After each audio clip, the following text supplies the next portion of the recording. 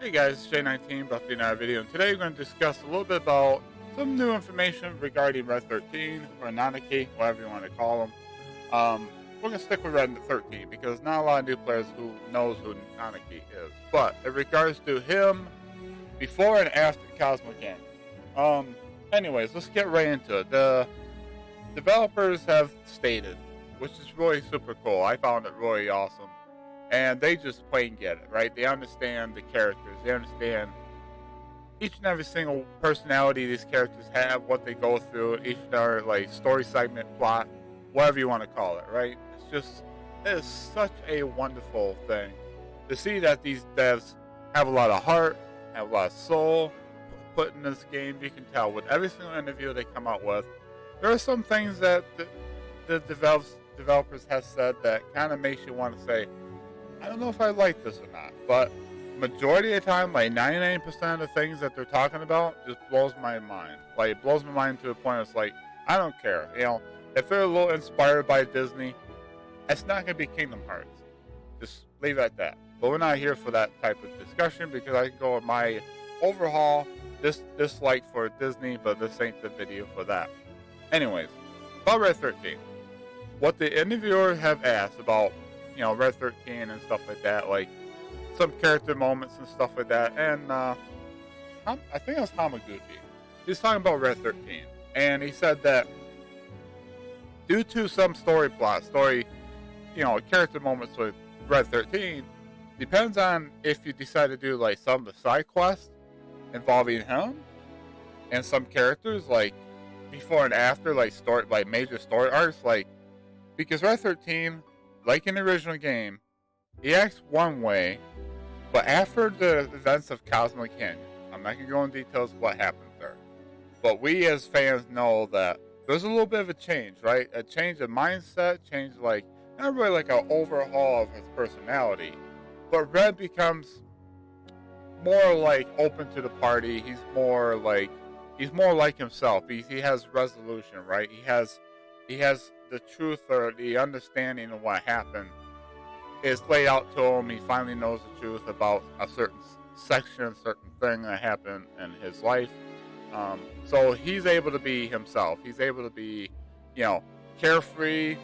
He don't have to like have that holding over his head, because let's face it, what happened in Red 13's past makes him who he is today, and he can't let it go. He has a little bit of like not really like a grudge. He's just like he lets it get to him. It eats at him, right? Because he goes, oh man, like, but that's not the whole truth. Anyways, I'm not gonna spoil much, but he ends up getting his resolution, which lifts the burden off his shoulders, right? He can actually know when he knows the truth, knows what really happened.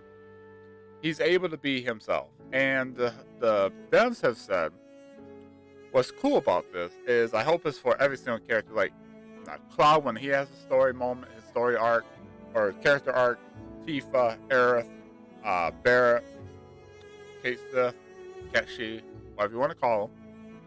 Vincent, Sid, I don't know if they're going to have their character moment in this story arc, but just to have a little example, I think we're going to see that happening, especially like Barrett. Barrett's definitely going to have like a character moment, character arc that he's going to change, not exactly how he sounds, not how he acts, but it's going to be more like his resolution, his understanding, right? He's going to be like, have a different mindset, right? So he might be like a little bit different character, the way we love. Red 13 is going to be the same way, like especially for side quests. If you're going to have like character quests with Red 13, if you do it before the events of Cosmic Canyon, he's going to be how he is now. Like, he's really stoic. He's just talking, being like a knowledgeable person, and just you know, how he is now. He just has all that like knowledge and stuff like that. He just lays down the party. He acts like he's, he is old. Like, his kind they live a long time, more than humans do. So like, he acts like his actual age was of his kind, but in reality, he's not that old. So it's like he acts like he's a knowledgeable, an old guy. Like, yeah, like here's what happened. This is what I'm hearing. This is like the knowledge or lore I have of this area. He's be like this, and he's gonna act like that during like the character side quests and stuff like that, which is cool. Also, if you do it after the events of Cosmic Canyon, then he's gonna have a little bit of a different personality, a different characterization. He's gonna be who Nanaki or Red 13, whatever you want to call him. Nanaki is his real name. So yeah, sorry for the spoiler, but yeah, that's his real name. And it's cool because he gets to show off his actual personality, his own like characterization of his the events of his story arc, his character arc, as you will. So you're gonna see a little differences. Well, if you go back and do side quests, if you do all side quests leading up to that point, he'll act his normal self, like the character that we know right now.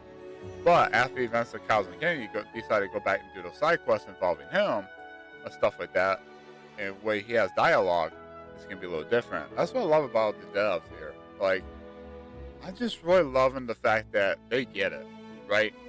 They get the fact that these are the characters we all grew up with. If you're playing this as your very first Final Fantasy game, you play Remake, you're really interested in Rebirth, like, all we can tell you, including myself, you're in for a wild ride. You're in for like a ride of a lifetime with these characters. I know a lot of people that first time play these games with Remake, they're not really a fan of it. It's like, you know what, if you're just interested in the story just itself, you're not really interested in the characters yet, give them another game.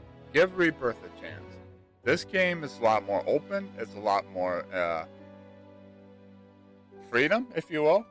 It's going to have a lot of story moments. It's going to have a lot of character moments than Remake did. I believe this is a game that's going to set that all apart. It's going to be like the game where it's going to either get you on board for the third part, or you're going to be completely falling off. Because if you're not on board since Remake, if Rebirth doesn't do it for you, then I don't think Part 3 is going to do it. But if you're interested in the story, this is exciting stuff. Like, this is exciting to get to know these characters more, like the more expanded lore on these characters, personality, especially voice acting. Like, the voice actors are killing it, right? I just really super happy. And just to know that the devs get it, and with like Red 13, his story arc, like alone, like he's gonna act differently. Like, if you do things before or afterwards of Cosmic Canyon events, like, that's cool.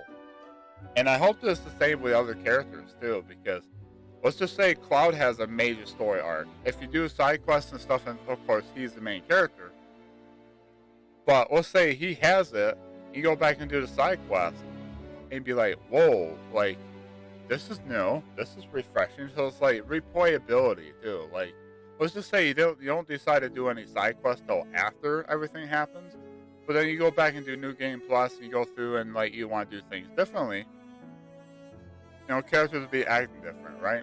It's gonna be cool. Like, having a different results of like how characters act in side quests and stuff is amazing. I don't know. This game is just, and all the like comparison shots that Square has been posting on the Final Fantasy VII page over the past few weeks. It's just, I can't wait. I can't wait to get into this game, and I hope you guys can too. With that said, I hope you guys enjoy this video. Have a wonderful day, wonderful night. Keep on keeping on. Let me know what you guys think of all this little information. Are you guys more excited for these characters as I am? Get hyped, because Final Fantasy VII Rebirth launches in less than 4 months from now. 122 days away, I think it was. Yeah, 121 days. I'm just like super hyped. Yeah, 122 days away, and I cannot wait. So with that said, hope you guys enjoyed this one. Feel free to comment down below what you guys think of Red 13's ordeal. I guess, what's your most exciting part of the Final Fantasy VII story? Is this your first time going through the Final Fantasy VII with the remake project? Love to hear what you guys have to say. And yeah, I'm looking forward to playing Final Fantasy VII Rebirth on February 29th, 2024 on PS5. I got my collector's edition. I cannot wait. With that said, be safe out there. Be nice to each other. Let's get hyped. Let's get excited. And I think we might get a trailer here soon. I'm thinking probably the Game Awards. If not, probably sometime in November, might get another trailer. I think every couple months they start ramping up marketing, and I cannot wait. And I can't wait for this game. It's my most anticipated games in the series. I love FF7, and I cannot wait. So I'll talk to you guys in the next one. Take care.